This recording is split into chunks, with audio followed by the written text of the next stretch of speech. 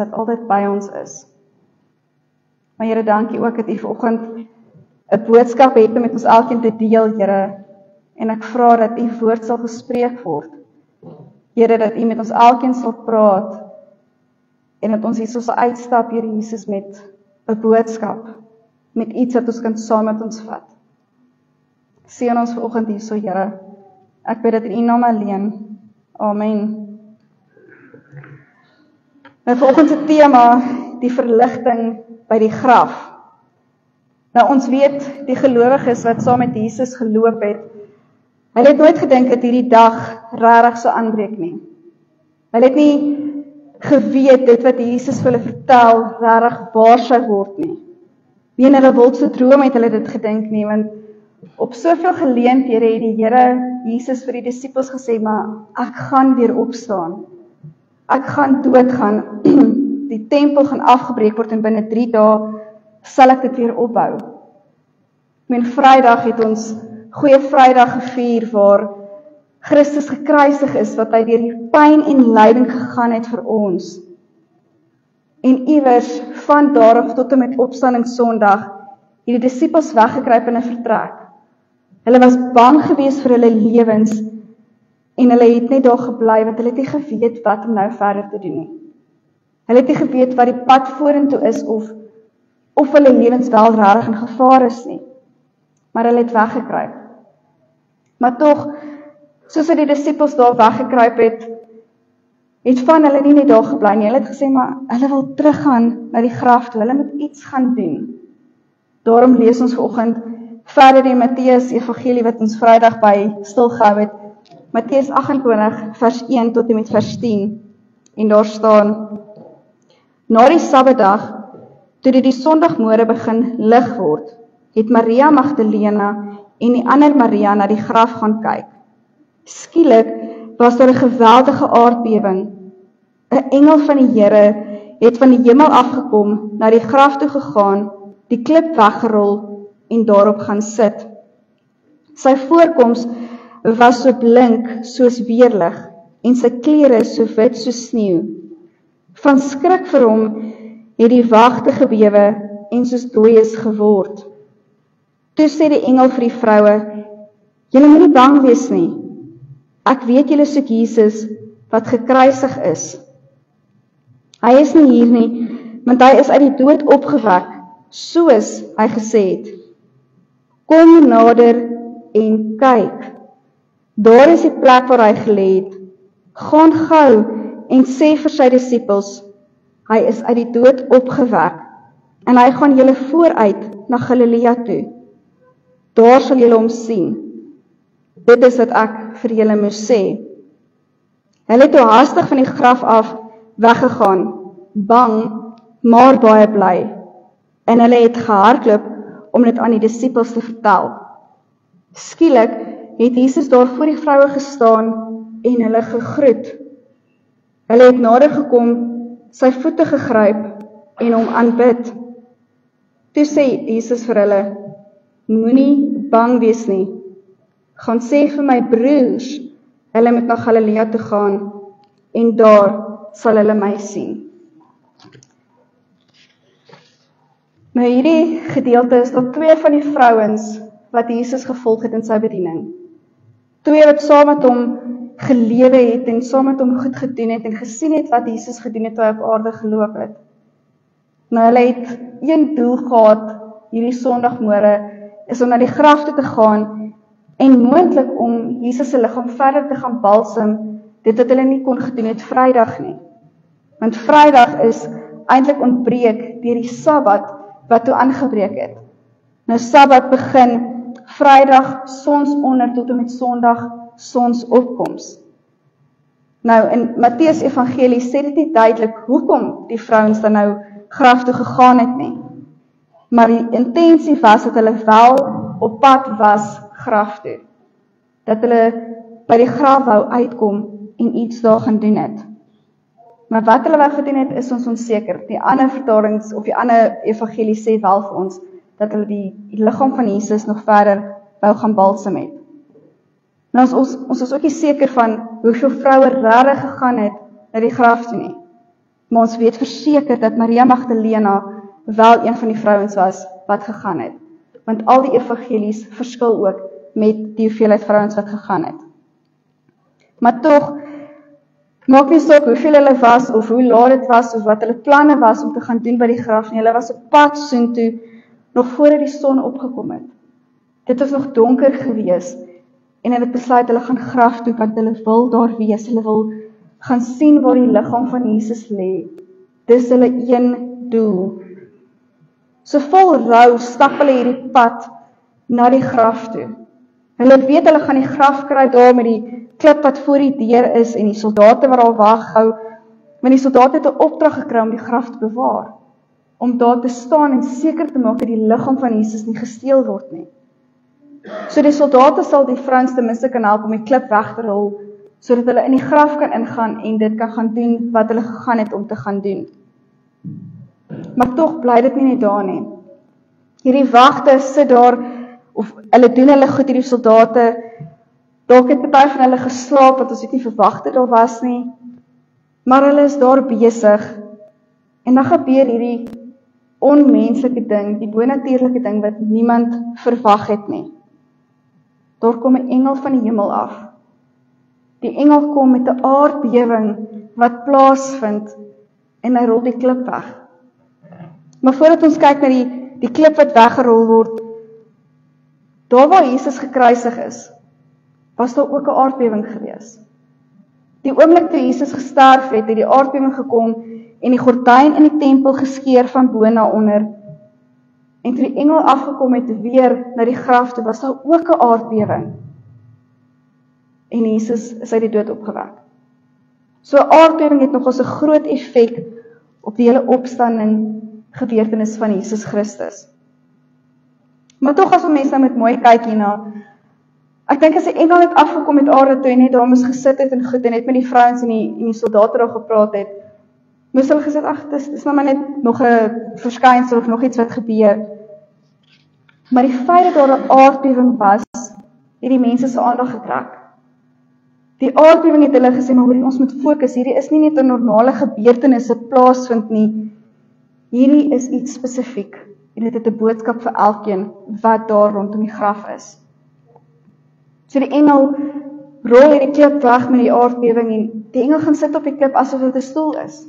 Heel gemaklik en die engel praat met die vrouens. Nou die soldate wat daar is, het so groot geskrik dat hulle flou geword het. Want vir hulle is dit onmenslik om so 'n tipe van ding te beleef.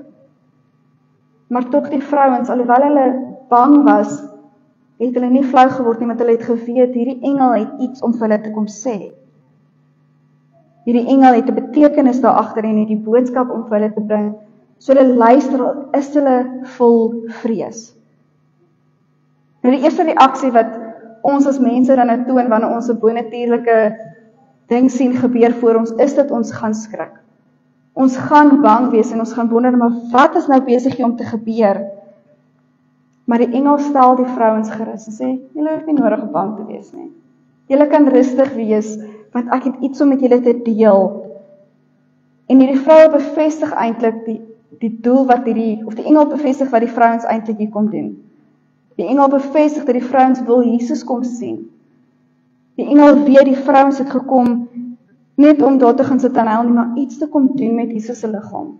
Om sy liggaam dalk te kom balsem of om eerbetoning aan Jesus te kom bring. Maar tog is hulle daar vir Jesus self. Maar tog sê die engel vir die vroue, maar hoor hierdie Jesus wat julle soek, sy liggaam is nie hier nie. Gaan kyk binnekant. Sy liggaam is nie meer daar nie, maar nie net sy liggaam nie, hy as mens is nie meer in die graf nie. Die graf is leeg.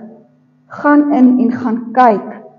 Die engel nooi hulle uit om te gaan kyk na die graf. Maar dink net in daai split sekondes toe die engel dit vir die vrouens sê van, hoorie sommer sy liggaam is nie daar nie. Wat moes deur hierdie vrouens se gedagtes gegaan het?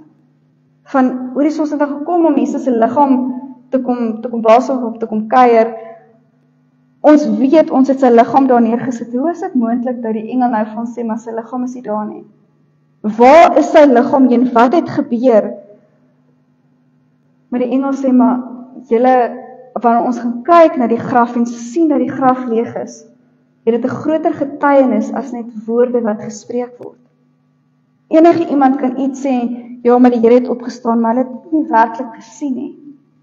So daarom nooi die engel die vrouens uit en sê, kom kyk, kom in, kom sit hier, kom sien raak, sy liggaam is nie daar nie.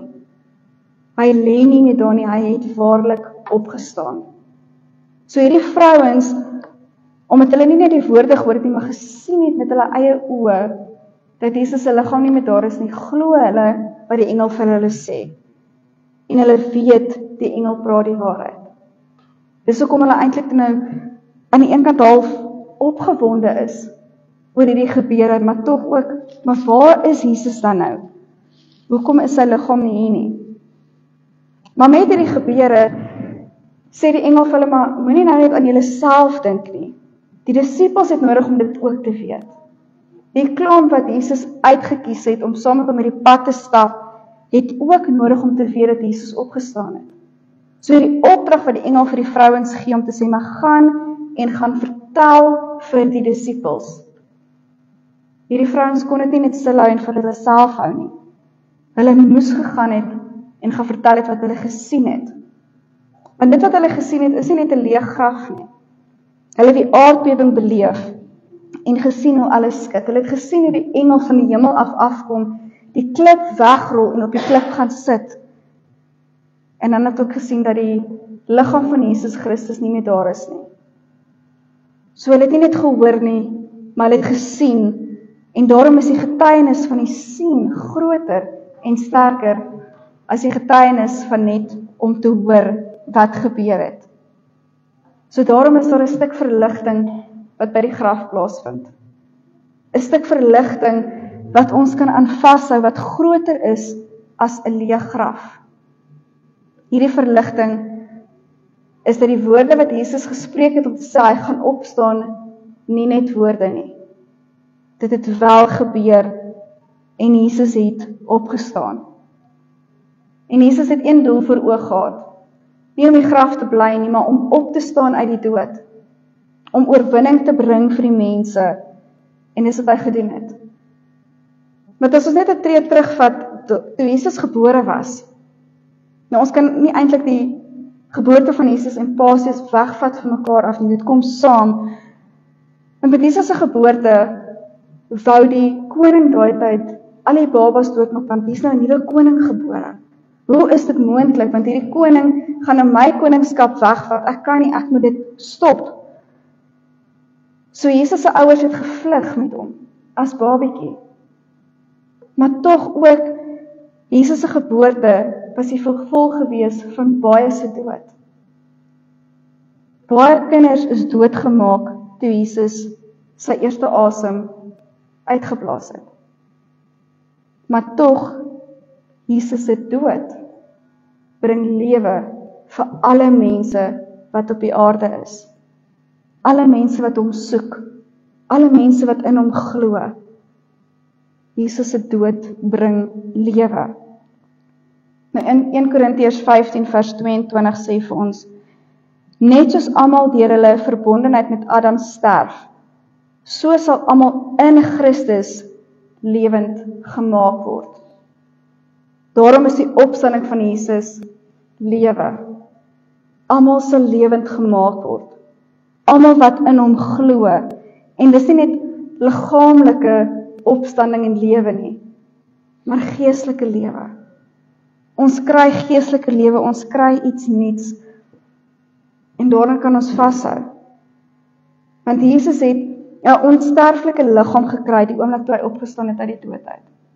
En daai onsterflike liggaam is dit wat ons ook elke dag beleef. Elke dag sien soos ons stap en deur die lewe gaan, is Jesus saam met ons waar ons ook al gaan.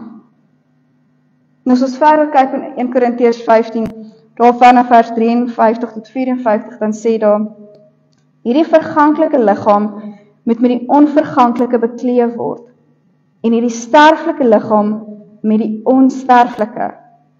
En wanneer hierdie verganklike liggaam met die onverganklike bekleed is, en hierdie sterflike liggaam met die onsterflike, Dan sal die woord wat geskrywe staan vervul word. Die dood is vernietig, die oorwinning is behaal. En dis wat ons kan in vreugde vier vandag. Die oorwinning is behaal. En daarom het Jesus nie net gebly dat die engel net aan die vrouens verskyn nie, hy het self aan die vrouens verskyn. Jesus het met hierdie vrouens gepraat, en nie net gepraat nie, maar die vrouens het voor Jesus se voete neergeval.